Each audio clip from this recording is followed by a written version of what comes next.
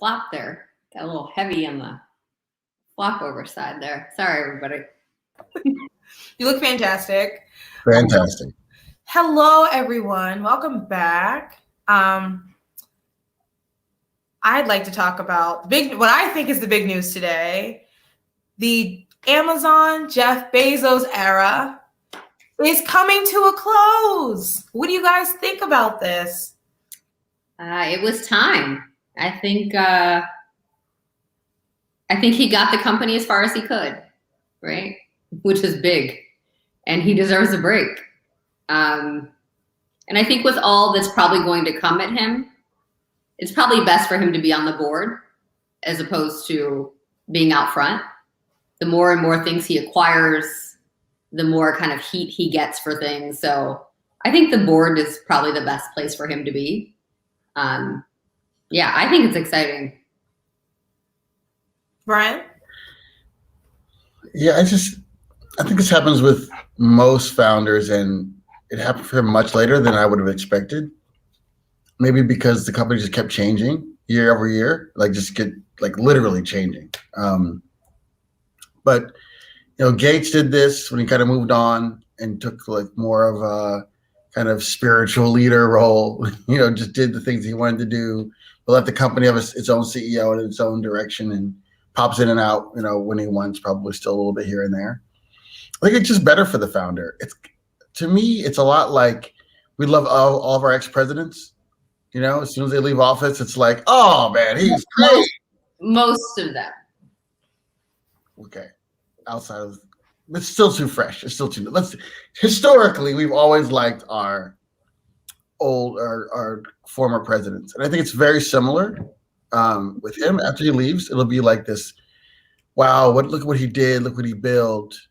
Also, he can be more philanthropic and spend more time giving money away, hopefully. And that'll also help help his mind, and also help the image. What do you think, Lexi?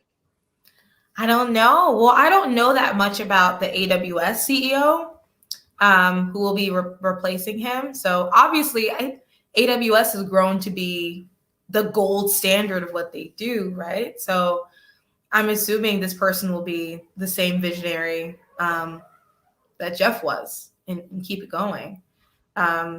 We'll see. I don't know. Yeah, that wasn't AWS was not when they started doing that, it was like, why would I trust my infrastructure to the book people? It just it was not a thing, right? And now it totally is a thing. And I read today, Google Cloud, they lost about $5 billion on a $13 billion in revenue. So it's a tough business. It's a very, very, very tough business, and AWS has figured out a way to make it work. In line with some of the Amazon stuff, I'd love both of your opinions on when do you think it's the right time to pivot?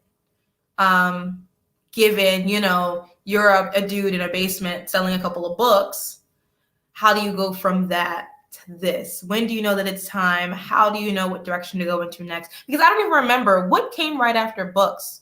Was it e-commerce? I think it was just stuff. It was from books to stuff. Right. Yeah. Socks and all kinds of stuff. And even then people were like, why would I buy socks from the book company? Mm-hmm. Yeah, and I think just right around the same time as when Zappos launched too, right? It all happened in the same period of time. So it was all about books and shoes. And then I think they together, at the same time, really built what e-commerce is today. Yeah, incredible. In other news, Drizzly got acquired. By Uber. I tried so hard to get a job at Drizzly when I was younger. I tried really hard because they were new. They were in Boston. They were the cool kids on the block. They probably had really good stock option agreements, and I never even got an interview. But really excited for them. I think it's a great product. They figured out a lot of things. No one's really been able to scale the way that they did since the state-by-state regulations on how their product can work have been so challenging. Are they in 50 states, all 50 states? No, legally they can't be in all 50. I think legally their max is probably 39, 40. because you just can't deliver alcohol in a few places. But they did pretty well for a company that hasn't been around for more than 5, 6, 7 years. That's crazy. Yeah, it's a big acquisition. Yeah. And as you may recall, Uber Eats was the biggest part of Uber last year. Uber Eats drove significantly more revenue than Uber car. There's a joke online about Uber shouldn't even like do any more car sharing. They should just do Uber Eats because it was almost like ride sharing was actually hurting the bottom line as opposed to the Uber Eats growth. I could see that because if they focused on eats, now they have alcohol. I also noticed in certain cities they're doing that like courier service in certain places where I could just like pick up a package in other places or deliver a note to someone. That's huge.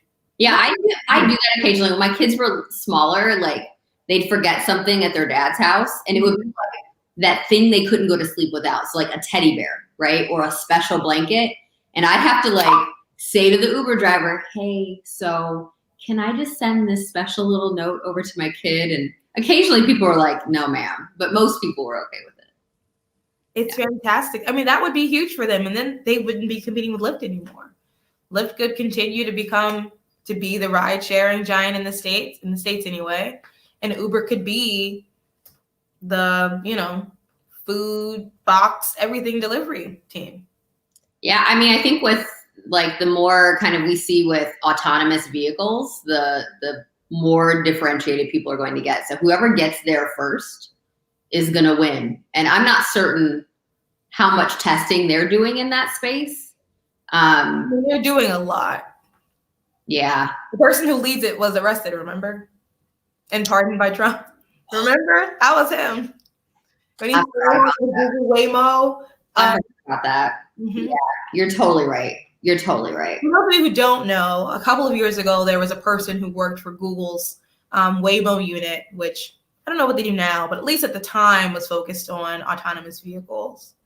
And that person left, took all of their data from Google, and then joined Uber to help start Google's autonomous team. Obviously, lawsuits ensued, lots of criminal filings, and was just recently pardoned by our former president. Such a stand-up dude, that one. Anyway. What else? Well, that goes about hiring. Like, I promise you, it didn't just like show up that he wasn't a great guy. That wasn't like some revelation. I'm sure he was always not great. And they hired him anyway because of some perceived skill set. And that skill set took all your IP, committed a crime, left, right? It's never worth it. Character matters.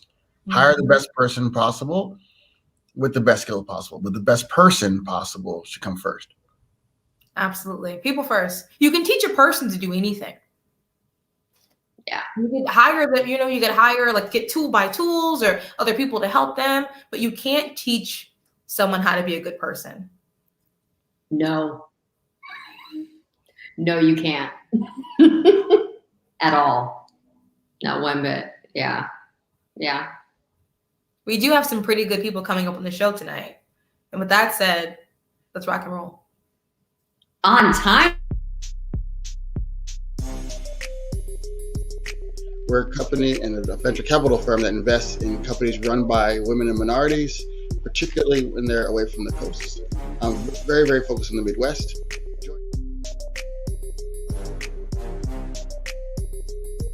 You are watching live the first pitch competition on Twitch, where you, the viewer, have an opportunity to vote for companies that you like best.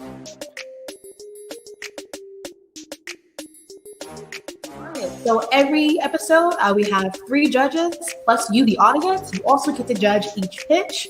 After each presentation, you'll see a cute little box pop up with a Twitter link for you to vote for if you would invest in the company yourselves.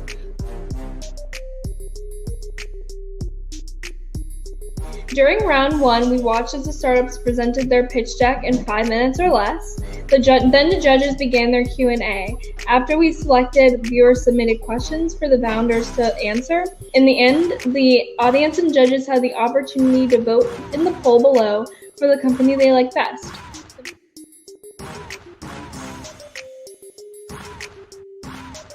Candace, do you mind if we start? Oh, sure. Sorry.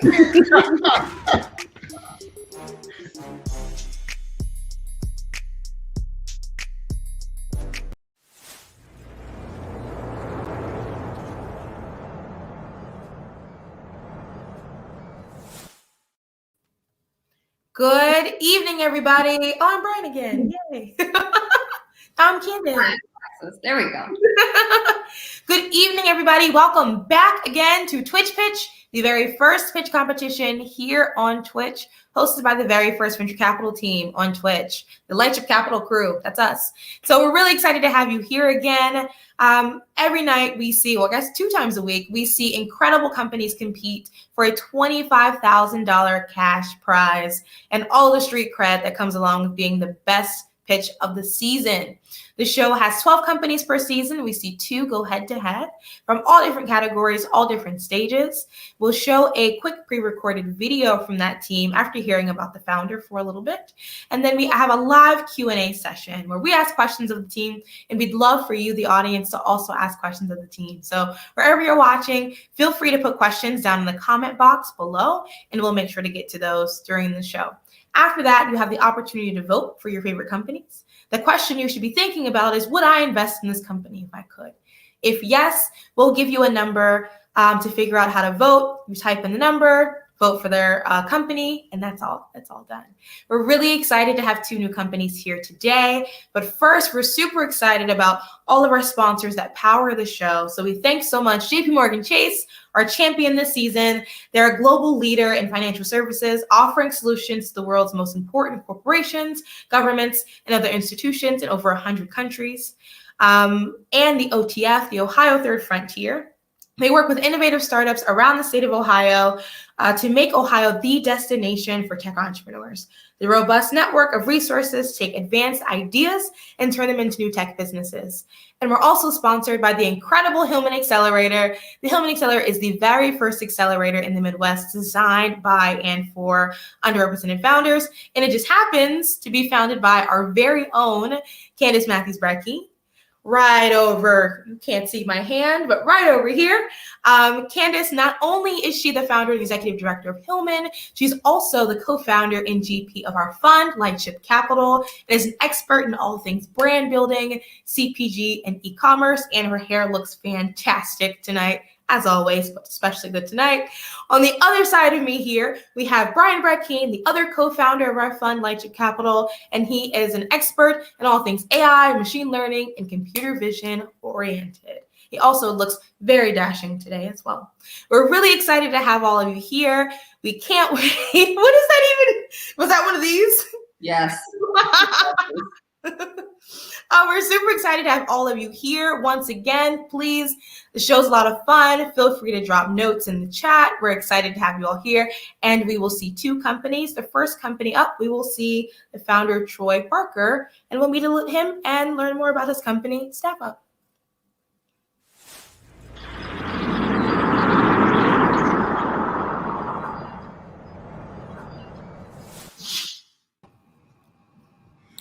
Hi, Troy. So you have 1 minute. You're going to see a timer pop up in the top right-hand corner of your screen to tell us all about you as a person, nothing about your company, just you.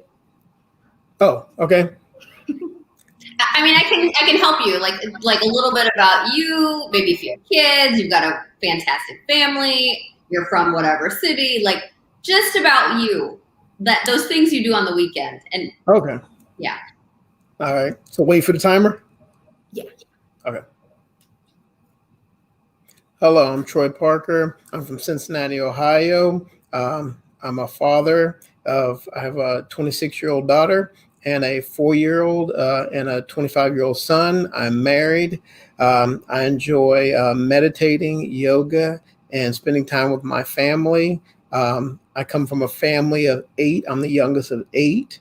We all grew up here in the Cincinnati area, and also I'm now learning how to fly. I started taking flying lessons last year, so that's my new hobby because my father flew. So that's one thing I enjoy to do, and also working with second chance individuals. I spend a lot of time with that.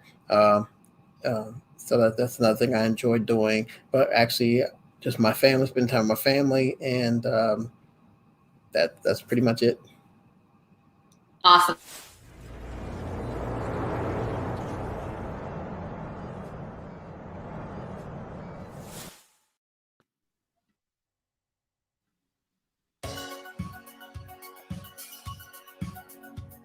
We have the end-to-end mobile staffing solution you need, providing the solution for customer to staffing company to worker. Introducing the StaffUp mobile app, brought to you by Innovative Labor and Cleaning Services. StaffUp is your one-stop staffing solution to meet your staffing needs. As a customer, StaffUp provides a simplified solution for creating projects and requesting proposals. As a staffing company, you can receive job requests and submit proposals, easily manage your team, and track schedules. As a worker, we offer easy and convenient features to manage and track job activity. Here is an example of the end-to-end way StaffUp can simplify your staffing solution needs. First, each user, whether customer, staffing company, or worker, downloads the app and creates a custom profile. As a customer, you can use the menus to select or create a project. To create a project, simply enter the project information and click Add. You can create or manage a job within a project by selecting the Job button. Simply provide the details for the job, including the description, skill level, start and end time. Then select the staffing companies to consider for submission. The staffing company will then be notified of new job requests. They can then confirm their interest. If interested, they can reply back with a proposal indicating the workers selected and the rate of the job. The customer receives the proposal from the staffing company. If there are questions, there's a great chat feature to communicate directly to the staffing company regarding the job proposal. After reviewing the proposal, the customer takes the final step to confirm the agreement by clicking Hire to approve the proposal. Now that the job is approved, the worker will be able to have the job listed on their schedule and perform the work at the designated location and time. When the worker arrives at the job, they use the app to clock in and clock out. The app also captures the location via GPS. When all of the work for the job is completed, the customer reviews and approves the timesheet. At the end of the week, an invoice is processed and the funds are paid by the customer to the staffing company. But wait, there's more. Included with the StaffUp app is a user-friendly customer and staffing company web portal for managing projects, jobs, invoices, worker information, and scheduling. StaffUp app, your one-stop staffing solution to meet your staffing needs, available on the App Store and Google Play. Visit www.mystaffup.com to learn more. For questions, contact us today, 513-818-8008, or email us at innovativeclean1@gmail.com.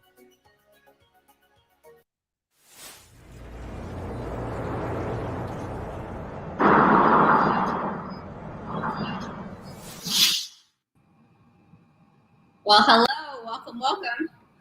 Hello. Thank you for having me.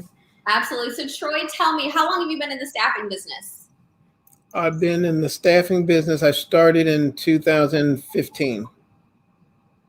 And tell me a little bit about the success of the app and how things are going with it. Well, the app, it's in the Play Store currently, but we haven't marketed it. And so we are looking for basically to launch it in this spring in 2021. The testing we've done, we've used it a little ourselves, and we've had like customers use it, and they love it. Like construction companies, Oswald Construction, JTF Construction, we had two like use it, and then they liked it. So we're getting good feedback. And then I wanted that the first version came out, and then I wanted to add stuff. So then there was a second iteration, and so we're almost finished up with that second iteration, and we got the name trademarked, and that's where we are right now. Tell me a little bit about kind of the focus areas of the staffing company. So construction sounds to be like it's one of them, but are there other areas that you're helping with staffing with corporations? Yeah, well, okay, let me go back to the beginning. When I first started in the staffing business, I was released from federal prison in May of 2015. I went to a halfway house and I had $500, and I started innovative labor and cleaning. And my goal was to hire second chance individuals, because I saw so many people while I was incarcerated over the 7.5 years go out, couldn't find employment, and come back. So I wanted to prove I could build a company using second chance individuals. The way the app came about was because living in a halfway house, I wasn't supposed to be running the company. So I had to use technology. I had, first I got Invoice to Go. Then I had a big old Excel spreadsheet. Then I had T-sheets to track the people, because I was dealing with the population I was dealing with. People would sign in and say they would sign in at 8 o'clock, but they were still on the highway. So I'd bill the customer, and the customer would call me and say, hey, these guys didn't get here at 8:15. So I started looking at ways like, okay, how could this all be in one box from beginning to end? A customer could call me, because the customer would call me and say, hey, I need 5 people. I had to write it down on something. Then I had to let the people know. So I started slowly, not in 15. I got out of this halfway house in 16. I got out. Then I started writing down and planning it out and putting all the different things that I wanted it to do. That's why that GPS is in there, so I would know where they are when they clock in. Then the invoices in the tickets, the time tickets.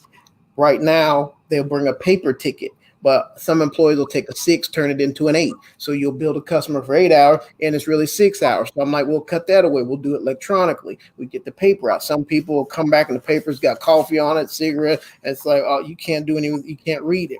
This way, it takes all that away. And so then I got a developer in the end of 17, and I started, because I didn't have much money, I had to, grow the business, and I paid a little bit at a time until we got it to the point where it is now. So that's how the whole app came about. Originally, it was just so it would make my job simpler. But then when companies like Messer Construction and other construction companies heard about it, they were like, what? And they were saying, I had done a pitch about bringing second chance individuals, because everyone was saying there was a labor shortage. And I said, there's not a labor shortage. You just are looking in the right places. So my goal was to bring marginalized group from the sidelines to the front line. Then the app became the way I could scale it across the United States. We started doing jobs in other places, because I could get second chance people in Dallas. I'd send a lift to get them, and they get in the lift. I charge them $8, and I was doing jobs in Dallas, Florida, Michigan. And so then I just started building the app around to basically full time. And basically, I can hire as many second chance people all across the United States using the app. That's what my goal was. Then other staffing companies said, hey, you could have a platform, and then like 10 staffing companies be on there, and the customer pick it. And I'm like, okay, that's enough. Then we added that. So it can be a platform for construction company, a medical nursing could use it. If somebody doesn't want it to be called StaffUp, they could say, StaffUp, they could say, hey, we just want our own white box version. And I'm like, okay, cool. We'll give it to you in that. You pay a licensing. So the the opportunities just kept coming, and that's where we are. But that's how we got there.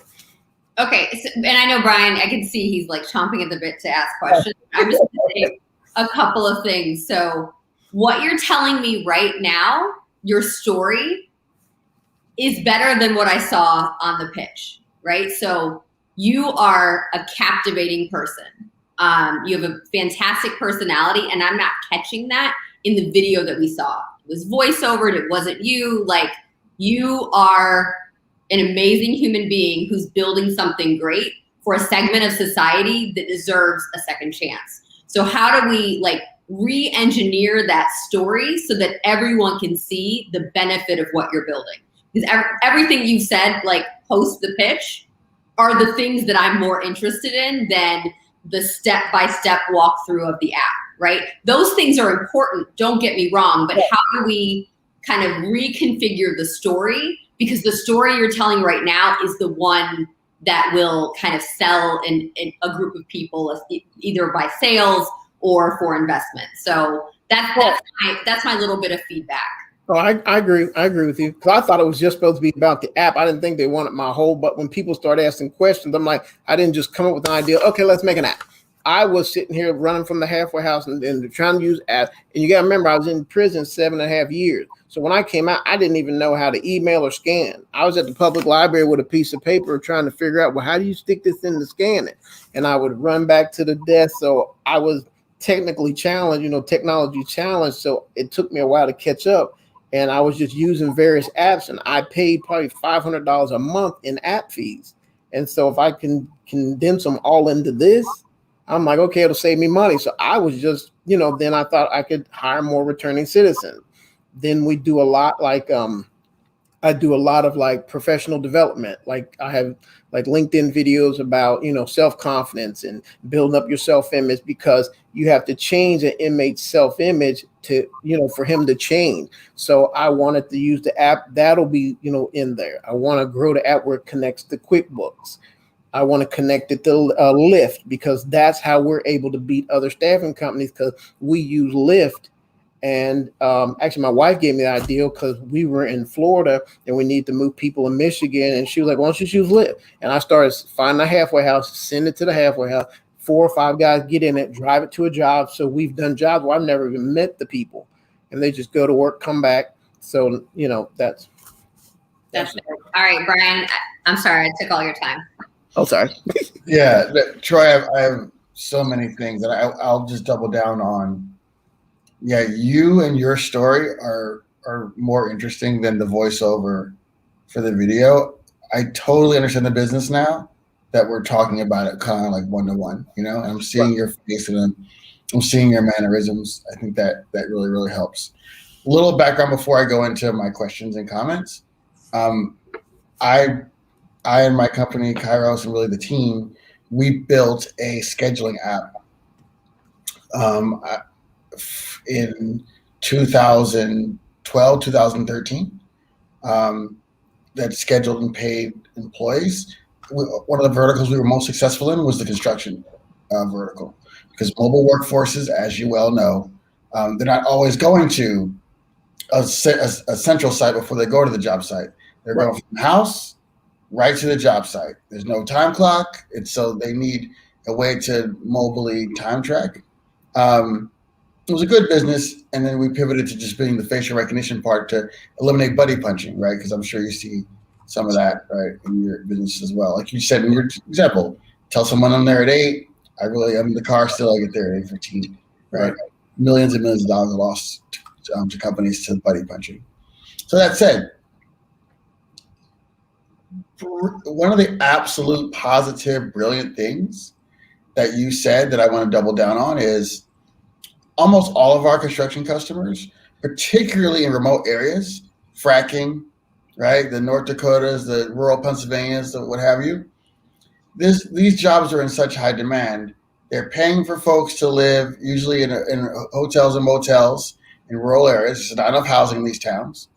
And then they're paying drivers and transportation companies to pick, usually gentlemen, sometimes ladies, pick these gentlemen up at the motel, right? And then drive them sometimes 10 miles, right, to the job site, because these fracking sites are in these Right. far away places, and they're doing that on what they're paying the transportation company one amount separately, and they're paying the payroll folks a different amount. Right. Two different companies, two different margins.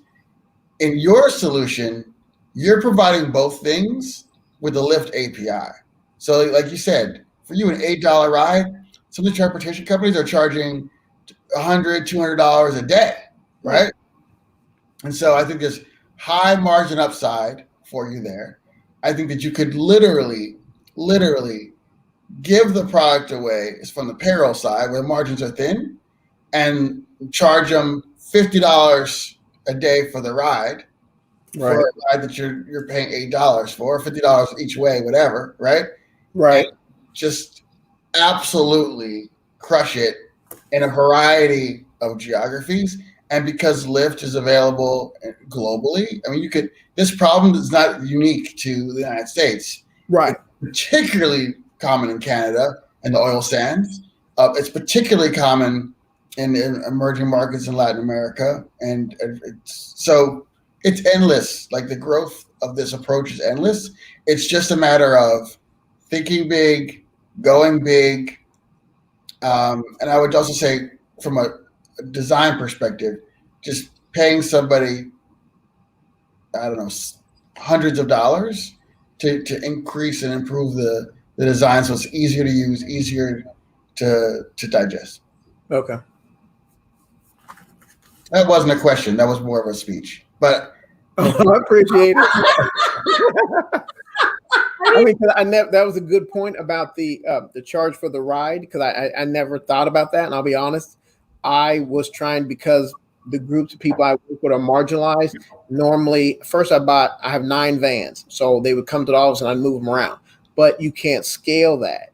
And the thing is that when you're paying somebody, general labor, and they're making $11 an hour, I was eating the ride. So at first I'd put them, in an Uber, because my thing was to give back, get them on their feet. And then, the people stay for a while and then they go get other jobs. And I would tell people, I don't expect you to stay here forever. It's a stepping stone.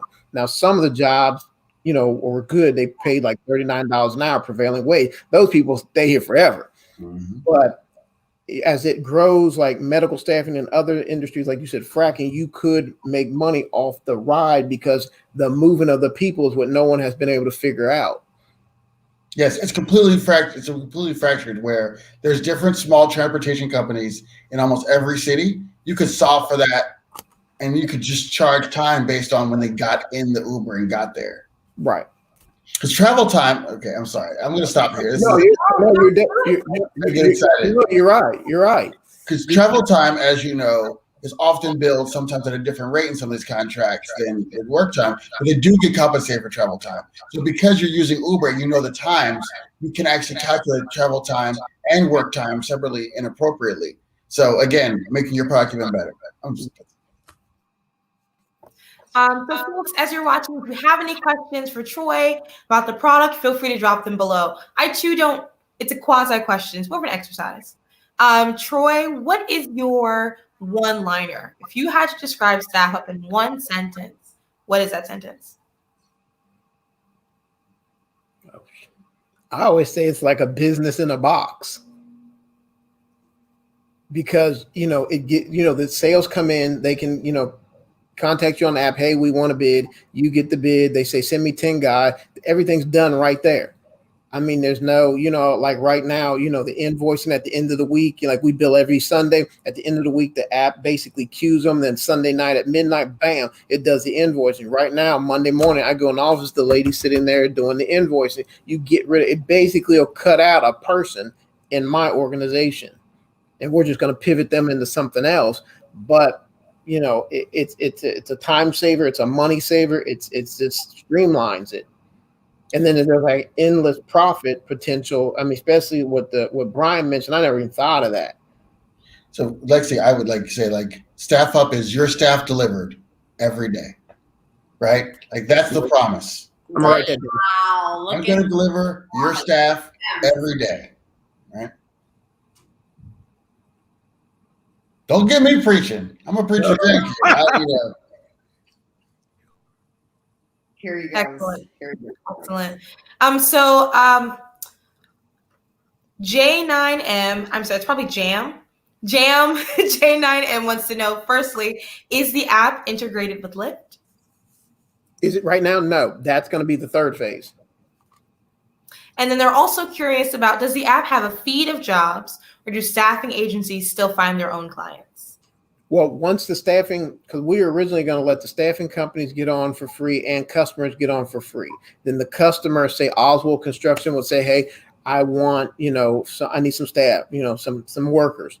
They could look on there and say, okay, we're going to go to Innovative. We're going to pick Queen City Staffing and one other and say, hey, I need 10 guys. What's your price? I say $24.50. They say $25.50. Other one says $26.50. They say Innovative, you got it. Send us, 10 people. I put them on the schedule, send them over.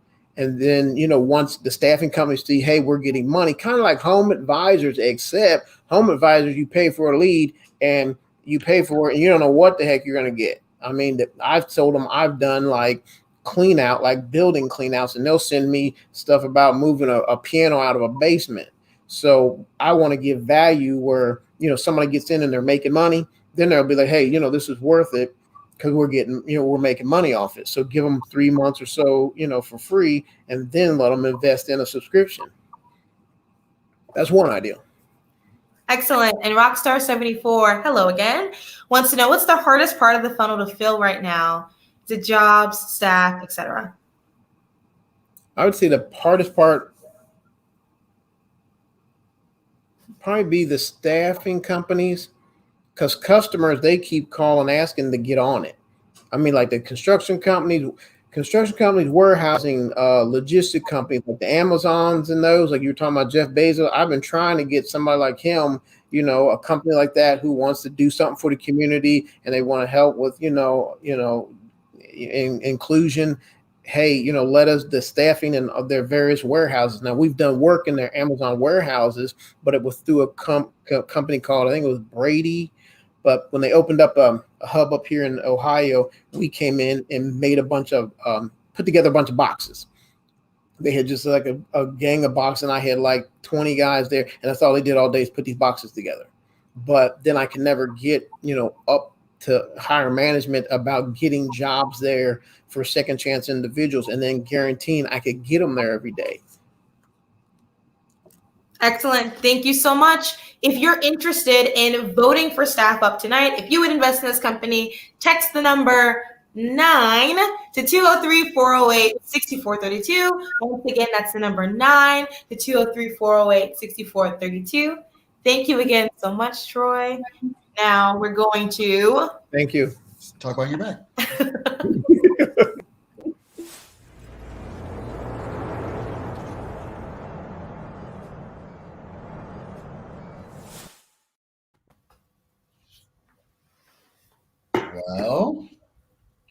Well, I mean, Troy solved a real problem. And he understands his target market because he's been there. Obviously, he's entrepreneurial. The fact that he was running this from a halfway house, like in the beginning, is like a really dope story. Yeah, talk about like a resilient person who's able to just like use Google Sheets and T-Sheets and like cobble it together and like send people out to work. I think that's really cool. And I think from a social justice perspective, like this is the type of company that you can find different organizations that want to hire. And there are lots of kind of tax credits, both federal and state, that support this type of work. I know we've got a great org here in town called Nehemiah, where they hire returning citizens, and they work on spin-out products that have come from like Procter & Gamble and other CPG companies. They pay them a livable wage. They treat people with dignity and respect, and that's what everyone deserves. So I don't know. I liked it a lot, and I really liked him. I'd say that, we talk about this all the time internally at meetings. Like, sometimes you just want to like reconfigure a pitch because it would just change significantly the trajectory of like, you know, just the way that you're considered amongst other folks. So I don't know, the pitch needs a bit of a facelift. Brian? Yeah, I like the problem. I like how he's solving it. He has stumbled upon the gold mine. And people who aren't in this industry wouldn't see the opportunity, I don't think. Like, I'm sure people don't realize that companies are paying folks to drive them to work in these places every day, you know? But after I say it, you're like, oh yeah, well, because if they're flying employees from, let's say, Philly to Montana for like 2 months at a time, they don't have their cars and they got to drive them to the job site too. And they pay companies to drive them to the job site. So he has everything he needs. And if he can then make the product essentially free, make a little bit of money on the time, just like any staffing company, but even in a tighter margin, but crush it on the transport, right? So basically use the transportation companies to subsidize the growth of your payroll business. It's a wrap. It's a wrap. Like that's a thing. It's just a matter of, you know, the man, I don't know the history, right? But he has a gap in his life of 7 years that he has to fill, right? And a lot of things changed in the world in those 7 years. And so the only question is, can he learn enough, fast enough, to apply some of these concepts so that he can be ultimately successful? I actually believe he can. And I would love to see him get the opportunity to do so. Yeah, and you know, just since we do this all transparently out in the open, behind the scenes in our private chat, he's asking how can he get his pitch redone? And you know, that's the founder you want to be around. The one who is like constantly improving. I'll tell you what, everybody on this screen is venture capitalists, right? And so like first and foremost, we're here to get a return. But we're also like in the social justice field. And we absolutely are just trying to make everyone better. And I just wish there were more hours in the day and like more of us to do this work, because like it sometimes just takes a half hour, but there's like only so many half hours. So like, how are we going to get there? And like, how do we let everyone know, like, Troy deserves a chance. Like, I need you to spend an hour with Troy, like redoing this deck and just retelling the story. And we'll get there at some point where we can like scale ourselves in a more robust way. But I don't know. I could go on and on. I'm sorry. And just real quick, Lacey, before you go, I do think that, again, this is not behind the scenes, but I do think that we should definitely keep in mind the newsletter and invite it to things like boot camp, because I think that's something that he would really appreciate. Yeah. I was going to say the same thing, Troy. So on top of this in our fund, we actually do two other things, one being our accelerator program and the other being a boot camp program that we run. Not right this second today, but it'll be coming back online very, very soon. And absolutely, you'll get an invitation to that when those come on board. And I agree. And I think the biggest things I'd say are 3 points. One, founder story is incredibly important in a pitch deck, right? Investors, we may not explicitly say that I need to hear your story in a deck, but understanding you is such a significant part of your deck, because we then understand how you got to where you are and why your why is your why, if that makes sense. I like that. Why is your why. And it then helps us really understand what you're building and why you're building it. And then we see you through clear eyes. We see the business through the way you see the business. So founder story is incredibly important in decks. The other thing, especially for something like this, is energy. I'm one of those people who's a super musical theater nerd. So speaking in front of people gives me energy. I enjoy this. But even for people where that may not be the case, Troy, you seem incredibly high energy and charismatic. Bring that to your pitches. Bring that authentic sense of you to the table, and investors will respond well to it.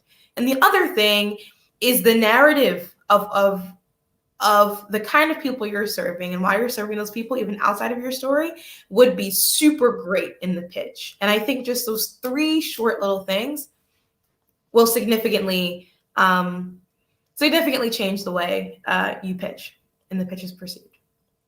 So I will leave it at that. I don't. Awesome. So Troy said he's excited about the boot camps. Excited to hear that. So I'm excited to see more about what Troy's doing. Obviously, he's an incredible hustler. We also love that he's a Cincy guy, so it'll be really easy for you to get to some of our boot camps. And we're excited to see what you do next. Speaking of staffing and companies, sometimes companies have meetings, and organizing meetings is awful. So let's be reminded from our friends of Undoc as to how we can have less awful meetings. Are you free? Not if you arrange meetings like this. It's time for a new approach. It's time for Undoc. Welcome to predictive scheduling. See mutually preferred meeting times based on your availability and your preferences compared with everyone else in the meeting. Undoc suggests the right time to meet without you ever leaving your inbox. It's time you experience the fastest way to schedule, host, and document meetings. Undoc makes it easy to connect instantly and share availability privately. Whether you're meeting across companies or across continents, wherever you work, control time with Undoc.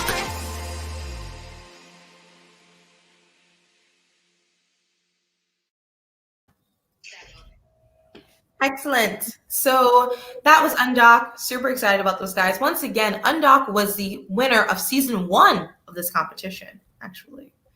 And before we bring on our next company, just to answer a quick clarifying question, to learn more about all the things we do, if you're interested in learning more about the bootcamp program, right now you can go to newme.in. So NEWME.in to learn all the good things about the bootcamp.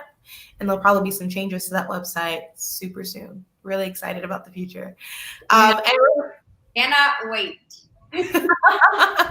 Lots of things up our sleeves. So we're going to bring on our next and final company of the episode. Let's bring on Keisha, and we're excited to learn about the Harambee Collective.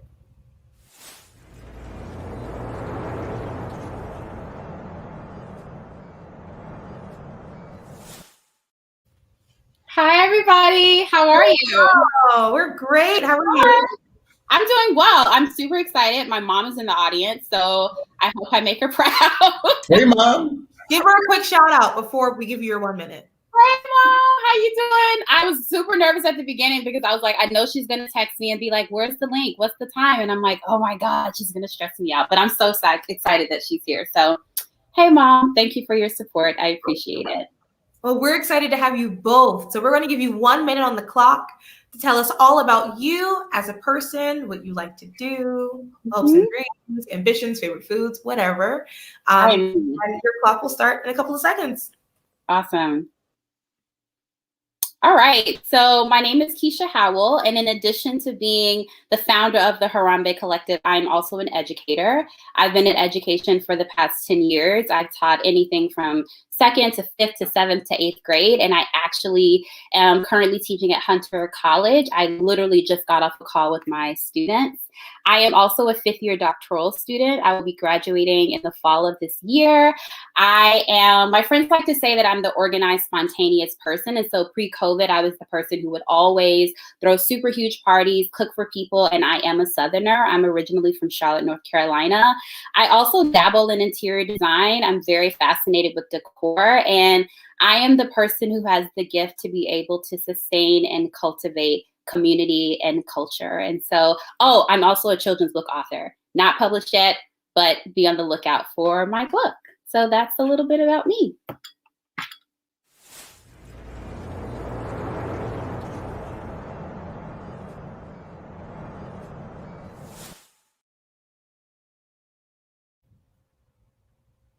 Hello, my name is Keisha Howell. I am a social entrepreneur, community curator, and the proud founder of the Harambee Collective, which I am very excited to share with you today.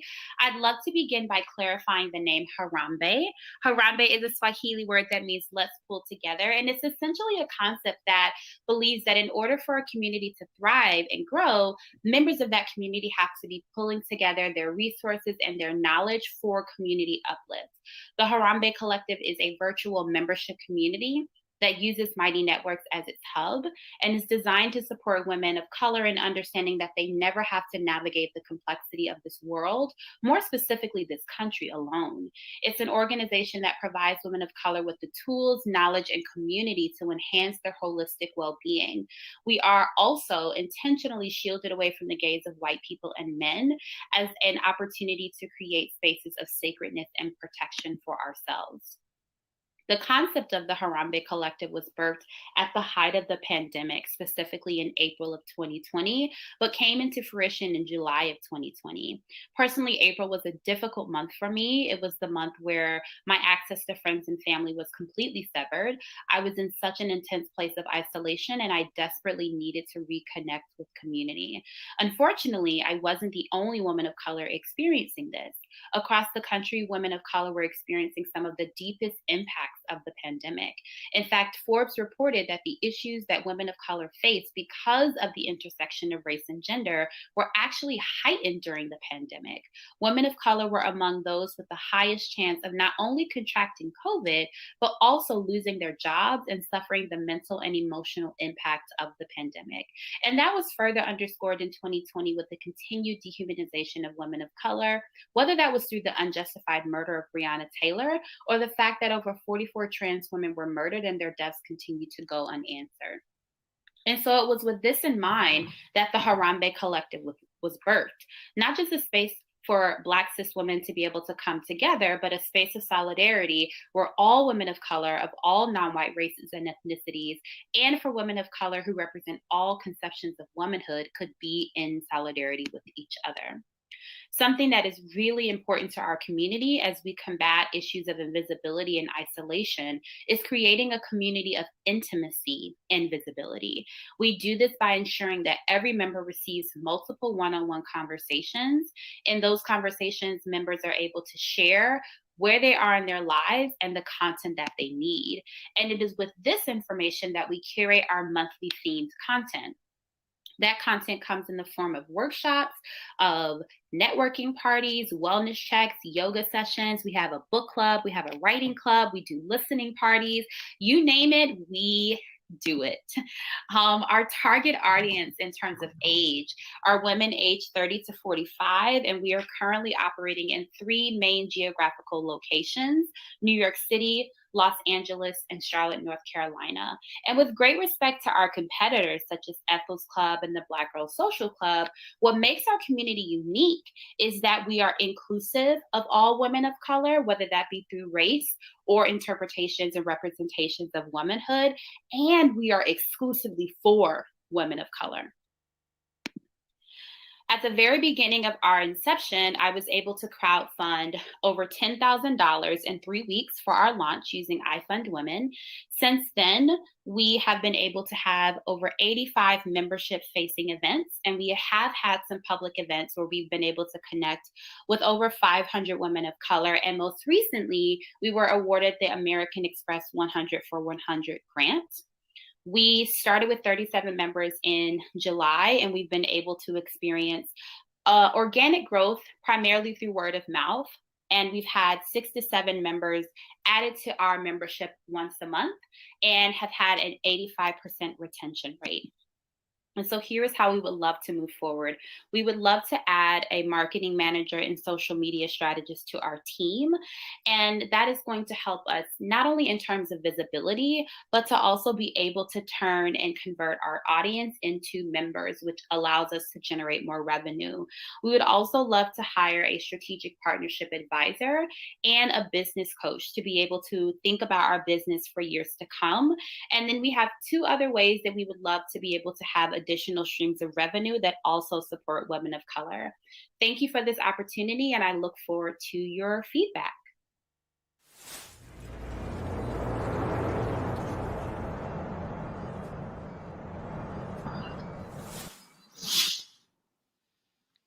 Keisha, your friends love you so Thank much. Man, the comments are fire right now.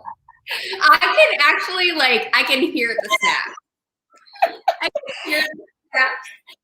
It's crazy because the first thing they asked at first I wasn't going to post it because I was like, what's going to happen? What if I embarrass myself? And then I was like, it's okay. And the first thing they asked was, will there be a live chat box? And as soon as they said that, I was like, y'all, please don't be that family at the graduation when they say hold, claps, and y'all just clap. And they were like, no, we are here for all of this. It is definitely the family barbecue in here. That is amazing. So tell me, look, we live in a Zoom world. Everybody's kind of Zooming constantly. We're not really around each other. How are you able to build community over a virtual platform? Because lots of people are struggling with that. Right. So I think for me, it has a lot to do with the rituals that we have at each of our events. As a rule of thumb for me is at the beginning of every single event, people are welcomed by name. They are acknowledged by name. And then at the end of every single one of our events, whomever was holding space for us, whoever led the workshop or whoever led the yoga session, we have a space at the end where there's a word of gratitude, where we speak life back into who they are. And so it's very fascinating because the virtual events don't feel like virtual events because of the way that we have been able to establish rituals that allow us to still build community and culture. So that's one thing. But another thing is the type of content that we serve. I think for many of us, when we're on Zoom for work. We're in meetings. We are on Zoom for class. I know for me, I'm taking stats this semester, and that's what I associate with Zoom. But if you're going onto Zoom to have a listening party of hotels, that's a whole different vibe. And so it's not just the rituals that we have, but it's also the content that we provide for members that creates this virtual community that doesn't actually feel like you're virtual.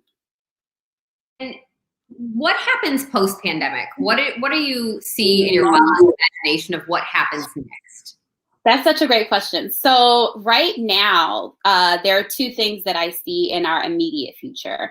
One, we are currently in the process of learning about how to sponsor a community garden here in New York. I live in Harlem.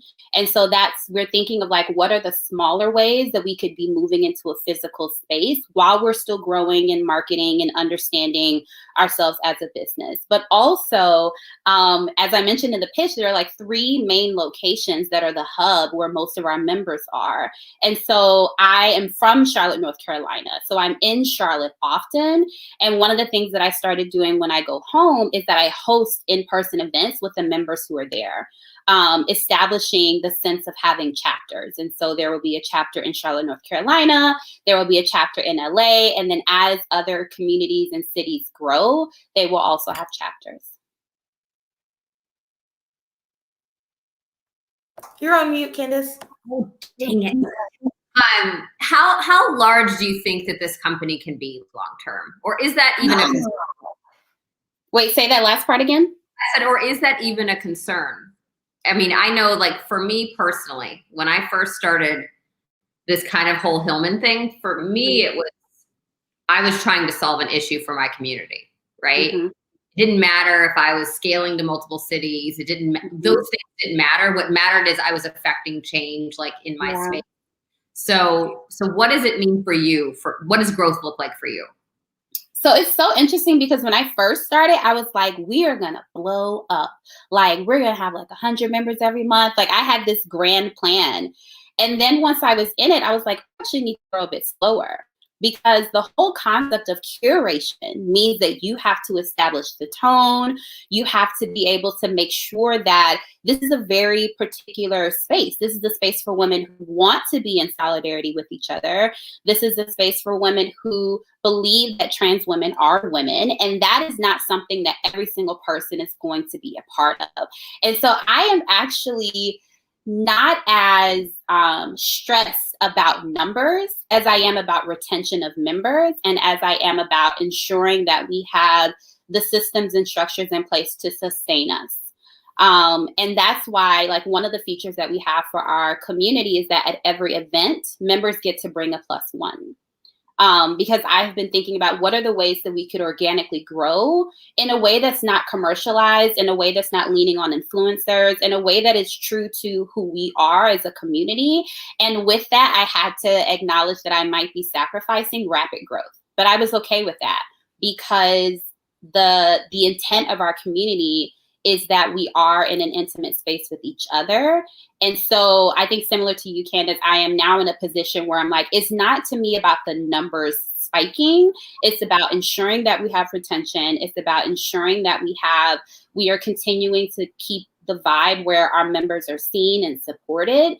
And then for me, I believe that like the numbers will grow, but that is not my primary focus right now. Okay, this is truly my last question. I'm sorry tonight, you guys. I am monopolizing all of it. But for the audience, can you help them to understand the word woman with the X instead of the A? Absolutely. And what that means and why it's important that you are including that group? Yeah. So I can actually replay a conversation that I had with my mom, because when I first crowdfunded for the Harambee Collective, it was women with an E. And after like the first day of looking at that word, I was like, that's actually not what I mean. I'm going to change it. And my mom called me. And, you know, my mom is a Southern Christian woman. So she was like, you misspelled a word. I was like, no, I didn't. Like, I actually didn't. And so the way that I explained it to her is that women with an E is directly correlating to women who are cisgender women, women who were at birth identified as female.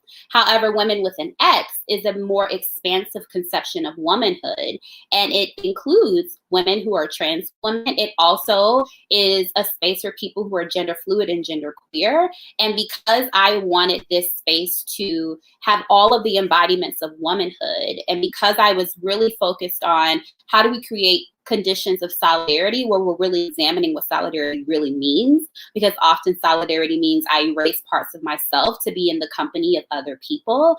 I wanted to ensure that every aspect of our marketing, our language spoke to the values that we really had. Awesome. All right. Who's up next? I've got two, 1 point, and then one question. I think for your rabid beehive fandom, which is very, very clear here. When it's early in a company, when it's early in brand, when you can show investors that you have rabid beehive fandom, that goes a long way. Because that just says, like, look, you know, we're not touching everybody we want you yet, but those that we're touching love the product, love what we're doing, stan accounts. Period. Right. Like when you can say that, it goes a long way. So I want to say, Ryan, why did you say that? Now they're really about to go off in this. Oh, they're turning up now. They're turning up now. So I want to say to you, but I also want to say to the Hive, thank you for showing up. Keep showing up for her, because your participation in her life matters. Your participation and your rah-rah is going to help her and the movement go even further. So that's for both of you guys. Plus, you never want to make the Hive mad, so I just want to put praise on them, because we see, man, you talk about Rihanna and Beyonce out there, you see what happens to people that it don't go well for them. So you got to make sure you give them some love. My second question is actually on my actual question is actually on growth and cities. You know, we're very hyper focused on the Midwest and South here, and when you look at a map of the demography of the United States, the vast majority of people of color are from New York, Philly, DC, then drops down to where you're from, Charlotte, right? And then kind of comes across the South all the way over to like St. Louis, right? And then rides up the Mississippi, right? The same way that's kind of slavery's escape went from the South, kind of up the East Coast and up the Mississippi, right? And you see much, much, much lower percentages of people of color in like California. But when I talk to founders who have the same area focus as you do, they're always like, we're going to start in New York, then we're going to do LA, and then we're going to, right? It's just like, so somehow like New York and LA, like all of our minds is 1-2. But your consumer may exist in spades in Philadelphia. You know, Detroit's 85% Black, right? 85%, right? So I guess my question to you is, how are you putting that list together? And I'll just say one more thing for the thought process, which is the trauma that you experience when coming up with this concept is real. And sometimes you'll see like that trauma can be the guide to expansion. So you may see more rapid adoption in St. Louis, right? Maybe rapid adoption in Louisville, right? You mentioned some of these incidents in your pitch, right? And so you actually may see greater adoption in places that have had traumatic experiences, right? Versus you may have people in LA may have a much better community to support them. And your thing, So anyway, go ahead. I'm gonna stop there. That. So we, the way that I came up with like those particular places is because we use Mighty Networks, and Mighty Networks actually has a location feature where you can see where people are. And so I spent time like looking at our list to be like, where are people already? And where are our most dedicated members already? And it was in those 3 locations. New York, because I'm in New York. Charlotte, because like friends are there. And so just thinking about our earliest beginnings, but it's interesting because there is a person in the comments, her name is Franceria Moore, and she has suggested that the Harambee Collective do a virtual tour. She was like, it would be really dope if, we connected with different organizations and different communities virtually. And to your point, Brian, thinking about where we would pick our locations would definitely have to be strategic, and not just thinking about where there populations of women of color who are invested already, but also where might be some spaces where women of color don't have community. That's where the Harambee Collective would absolutely need to be the most. So I appreciate that. Oh, thank you. Before I ask my question, I just want to remind everyone from the Keisha Navy here that you will be able to, 1, ask any questions that you have of her, put them in the comments, and we'll ask your questions in just a second. And 2, you'll be able to vote for her in a couple of minutes. So wherever you're watching, make sure you have your phone ready to be able to vote for her also in a minute. So it's what they are. So my question is, tell me a little bit about, as you grow and expand, what does the funding path look like for you? I saw that you had a grant, and I don't remember if Amex was a grant or a partnership, but what does that look like for you in the future? So the first thing that I said when I decided, I kind of fell in Harambee Collective. It was not my intent to start a community. I actually did a one-off virtual retreat, and 85 women showed up, and I was like, oh, this is a thing. Like, people need community. And then at the end, I was like very much in my, like, you don't have to go home, but you can't stay here bag. And they were like, no, you started it, you're going to finish it. And so when I'm thinking about funding, the first thing I said to myself was, I don't want to start this in debt. You heard earlier, I'm a 5th-year doctoral student. I got enough debt to give the nation when it comes to me trying to get doctor in front of my name. And I was like, I refuse.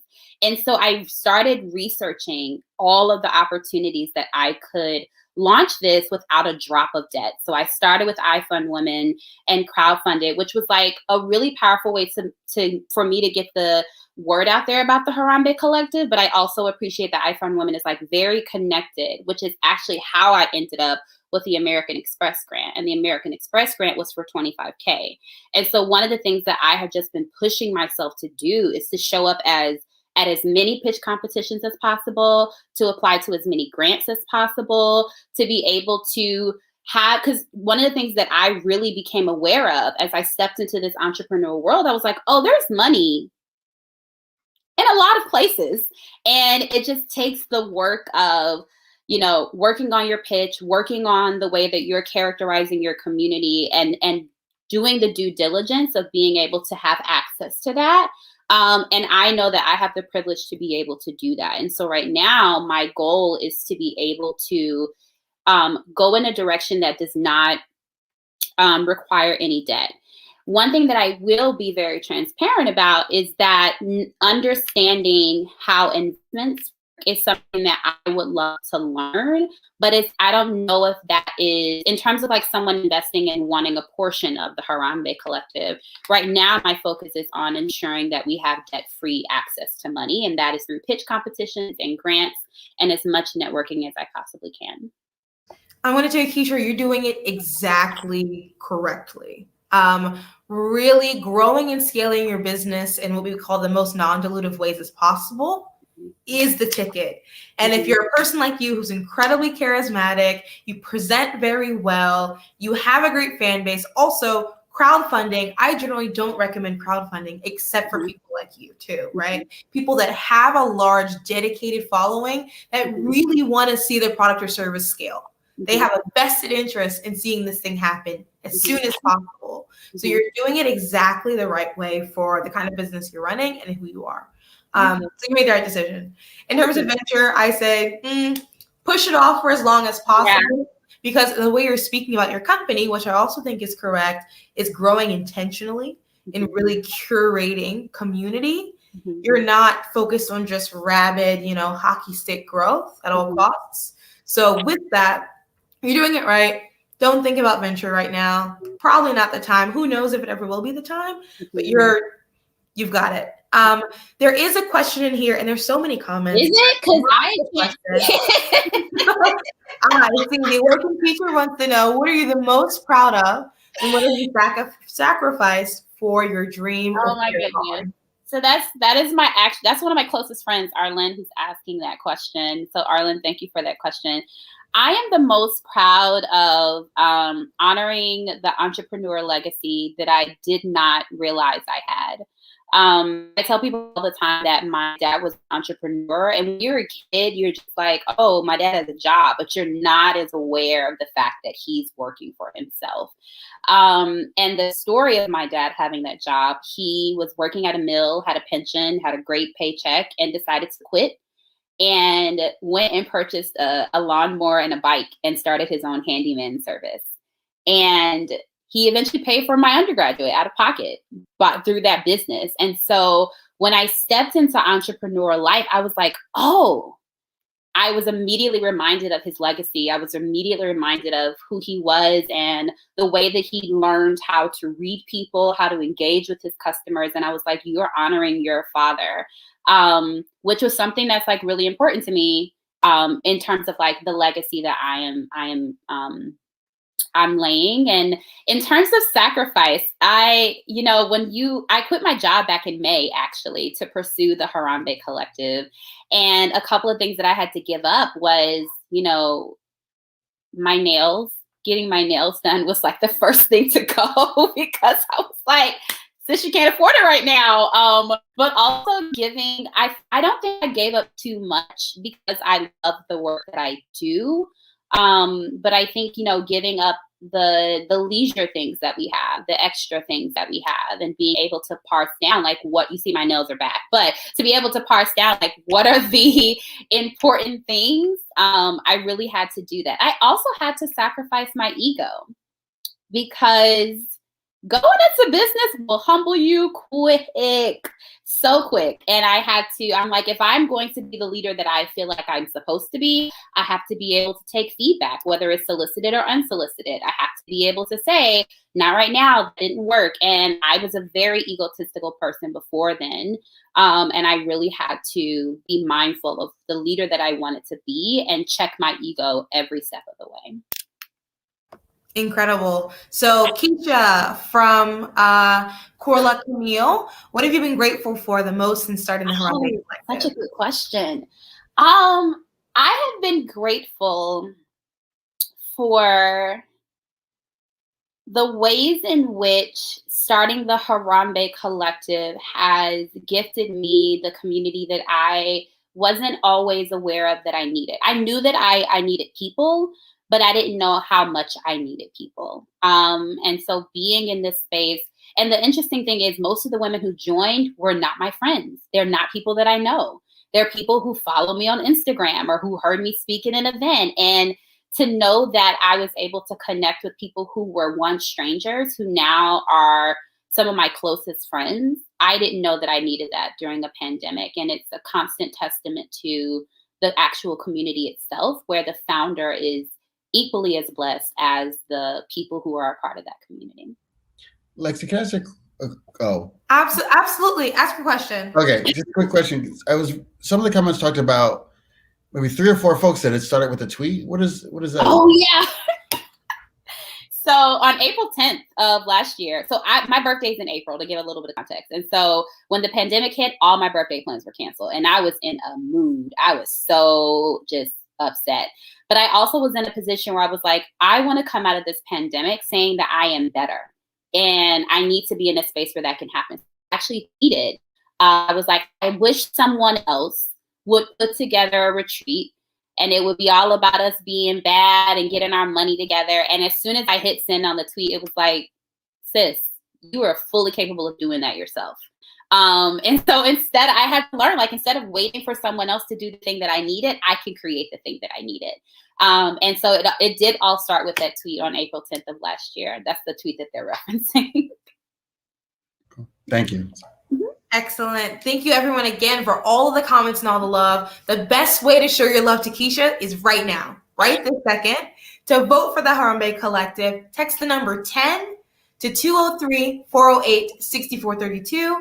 Once again, text the number 10 to 203-408-6432 to vote for the Harambee Collective as your choice to win the pitch competition this season. So thank you again so much. I can't wait. For anyone like myself who's curious about learning more about how they can join, where can they find you? Oh my goodness, yes. So you can actually find us on Instagram. Our Instagram is the Harambee Collective, or you can go to our website, which is www.theharambeecollective.com. And those are beautiful places to get started. Awesome. Thank you so much, Keisha. Thank you. It's my pleasure. Now we're going to talk behind your back.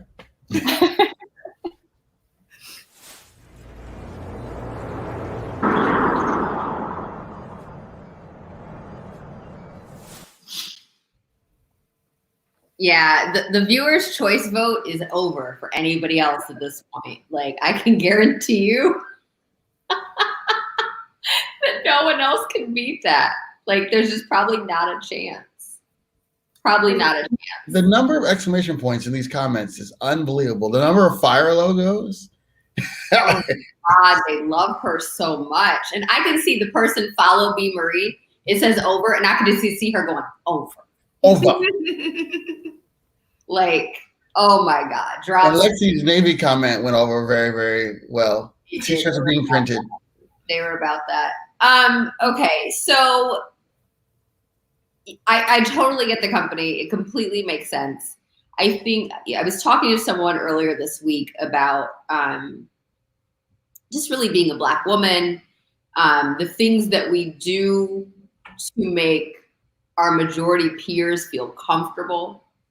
And we are now finally living in a time where we can live out loud without feeling like we're going to suffer consequences. And I think that many of us are going to have to learn how to do that. And finding a group of people to kind of shepherd you through that process feels like it's really important. Because there just has to be these spaces. And she was very kind and diplomatic, tipping her hat to others in this space who are building community. But she's totally right. There has to be lots of these groups all over the country. We say all the time, we're not a monolithic people, and not all Black women are the same, and our life experiences are different. So the culture in one group is going to be different than the culture of another. I really love how inclusive they are of all women. I thought that was really, really cool. On the kind of funding route side, if we think about that, I mean, I personally don't see this as being something that's venture backable, right? But that does not mean that it's not important work. It just means that the funding path is different. So is it a grant revenue path plus membership, That's what I see this being. But at the same time, I think that women coming out of the group are going to slot into other things, right? There are going to be women who go into venture who feel stronger in themselves to do that, or that are entrepreneurs. So I don't know. I really enjoyed her. She has a very calming demeanor, and it just really, Keisha's an incredible woman. Brian? And just, you don't create this kind of, like I said, fandom without creating a safe space for people to feel like they can be their whole selves. And there are so few places that people can do that. And the value of that is incalculable, right? And when you love a brand, and when you love the way you feel when you either put a brand on, right, or do whatever, however you interact with that brand, price goes out the window. And we teach this. We teach what she's doing to our founders all the time. If you can get a rabid following, the rest can work itself out, including venture, right? You may look at a deal, and this is, I mean, I'm channeling Candace. Like, you may look at a deal at pre-seed and just the pure numbers of it. But when you see the rabid growth and the way that people were like, get me a t-shirt, like do it, like whatever, like just like give me whatever I can consume. You'll find that there's more and more paths to capital that open up, whether that be sales, whether that be, you name it. So yeah, I would say she's doing the right thing. Like you all said, keep doing the right thing. And not that she would ever do anything different, but the more she can grow community organically, and the more that people can self-organize under a umbrella of her kind of foundational principles, right? Like, these are the principles of the organization. If you want to organize a chapter in St. Paul, right? Do that, because we might not get to St. Paul ourselves right away.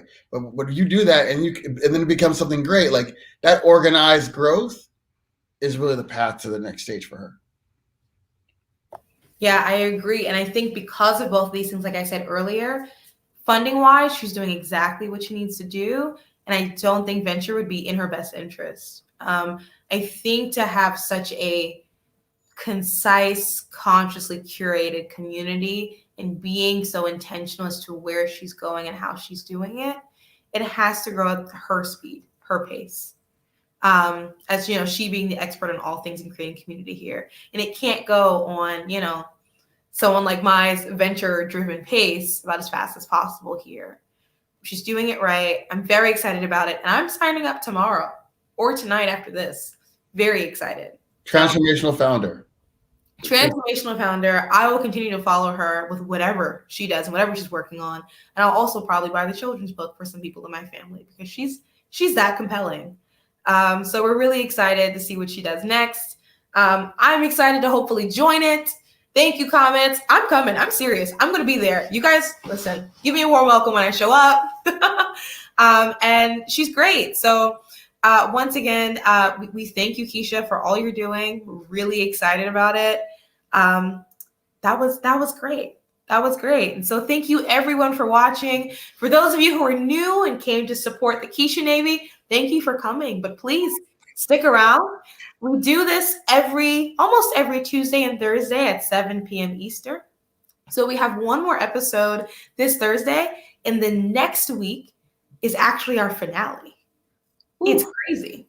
We're getting to the end. So please stay tuned for Thursday and then come to the finale the week after. Also, if you're new here, check out the older episodes. This is season 4 of this show. You see incredible founders like Troy and Keisha every week.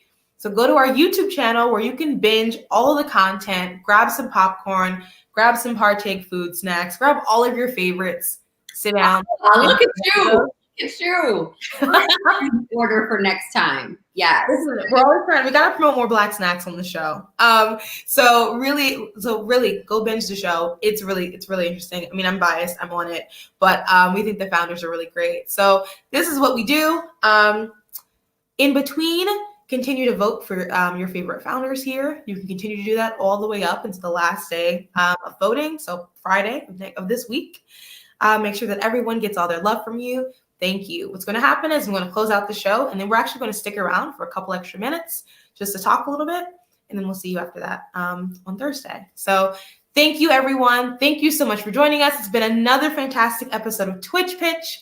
2 great founders, 2 great companies. We thank you so much to our sponsors, JPMorgan Chase, the Ohio Third Frontier, and the Hillman Accelerator for making this show happen time and time again. Really excited. Thank you so much. And for everyone, once again, tune in Thursday right here, wherever you're watching us, whether you're watching us on Twitch or YouTube or Periscope or Twitter or LinkedIn Live. Welcome again. We'll see you again on Thursday, same time, same place.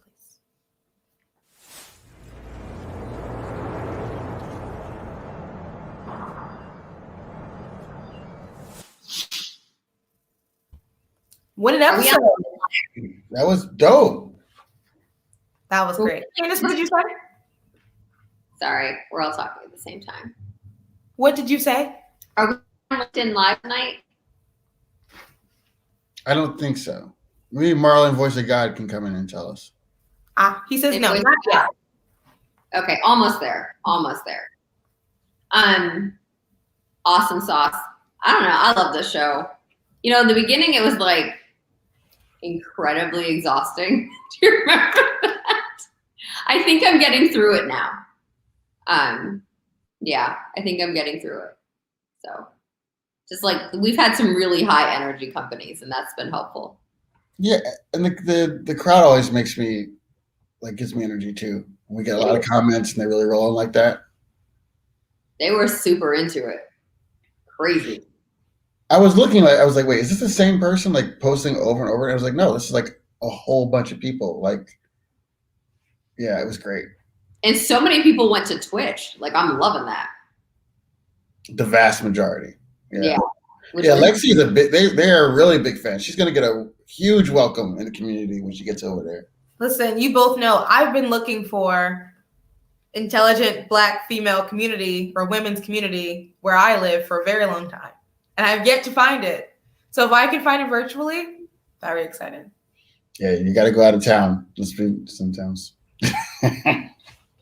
No words. But, I mean, honestly, though, community curation wherever you are and for whomever you're creating it is so incredibly difficult. It's not something that's scientific really in nature. It's not something you can there's no mathematical equation to do it. You can't hack it. You just have to do it. He's done it, and is going to continue to do it. And I love what she's building. Very excited on a personal level. Yeah. Ooh. Anything else? Time to go, Candace. Well, here's the deal. We started actually on time today, and somehow we ended up going almost 20 minutes over. How did that happen? Good founders. Good founders and good conversation. That was serious business. Lexi, good job. I gotta say, I was worried at the voiceover, and then that was great. The first one, and then this was great. So your streak continues.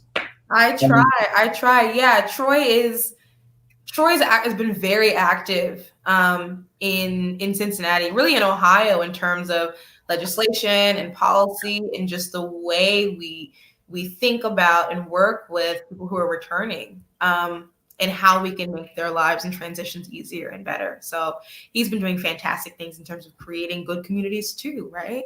Yeah. So both of these founders just kicking butt. Yeah, that's really, really cool. Awesome. Well, just like last time, I've got a 8:30 meeting and a 9:30 because West Coast. So wow. I'm going to hop off here, folks. So on that note, good night. I'll see the Harambee Collective digitally very soon. Fun fact, Harambee was the name of the Black Student Union House at my university. So we'll see all of you. They had one? One more time? They had one? That was the name. That was the name of the building. No, I'm saying they had a Black Student Union. That's a joke. You know what? They did. And there were at least 100 of us there. Oh, okay. Okay, good time. We tried. We really tried. Anyway,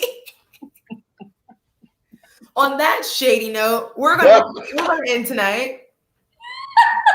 I'm not gonna mess with my alma mater like this. Listen, let me remind you that I also considered UPenn, and I thought that the area around it was sad. Plenty of blacks there. All right. Are you two done? Are you two done? He started it. We're having our little community at work. We have Keisha come back and help us. All right, and Troy, I see you still there. We'll reach back out to you via email. All right. Have a good night, guys. All right. Bye. Bye.